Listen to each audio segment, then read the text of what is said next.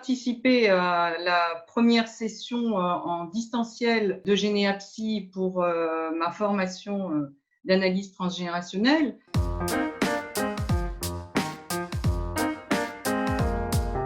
La formation à distance, c'est exactement la même chose que la formation en présence, en présentiel, sauf qu'elle se passe à distance.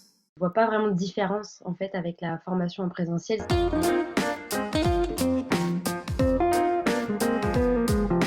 C'est-à-dire qu'il y a un formateur qui est de l'autre côté, lui aussi sur son ordinateur, et qui est là tout le week-end pendant le module de 2 jours et qui anime en direct.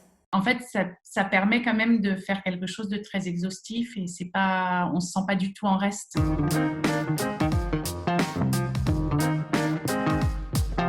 Alors les groupes sont toujours de 12 personnes, ça ne va pas changer parce qu'il faut garder le même espace de parole et la même qualité sur les formations, donc c'est exactement pareil. Ça m'a permis de me lâcher peut-être davantage, d'être peut-être plus à l'aise.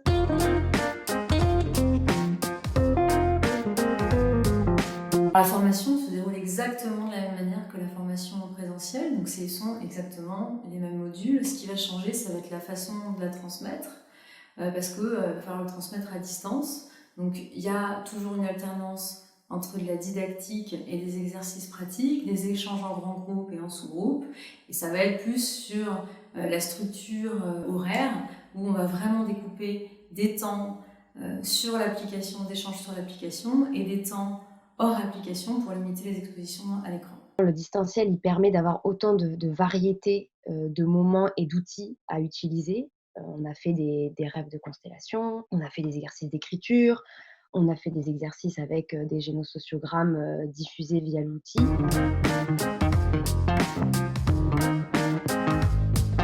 Le partage à l'écran, c'est très simple. D'ailleurs, le formateur l'utilise, ou les formateurs quand ils sont deux, parce qu'il peut aussi y avoir des co-animations.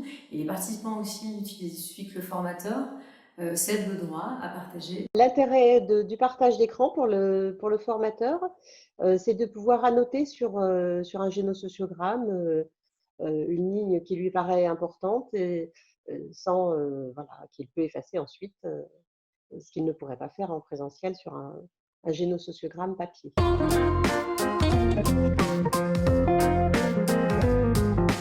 Généapsy propose des rendez-vous et des réunions qui se font sur l'application et où on vous accompagne à la prise en main de l'outil.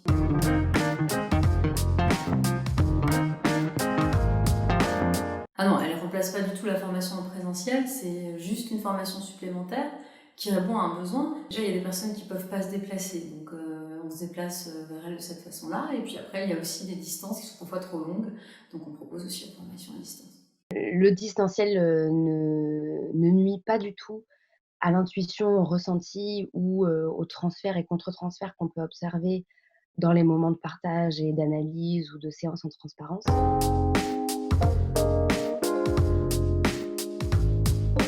Il y a de nombreux avantages à la formation à distance, de même qu'il y a aussi des avantages en présentiel. En présentiel, il va y avoir le corps, on va pouvoir toucher les objets, ça va pas être le même contact. Et à distance, les avantages, c'est qu'on est chez soi, avec tout ce que ça apporte comme confort. Il y a la machine à café qui est pas loin. Des interruptions pendant lesquelles on peut manger en famille, etc. Pas du tout la même chose au niveau organisation, il faut trouver un endroit pour dormir, tu manges dehors à tous les repas, etc. Les temps de pause qu'on peut avoir pendant ces journées de formation en distanciel, permettent vraiment d'être des temps d'intégration qu'on peut vivre, seul. Ah oui, tout à fait, certains modules pourront être proposés uniquement à distance. Je pense là notamment au module recherche généalogique qui est un outil. De toute façon, les recherches généalogiques se passent uniquement en ligne. Donc du coup, celui-ci, il se passera seulement à distance.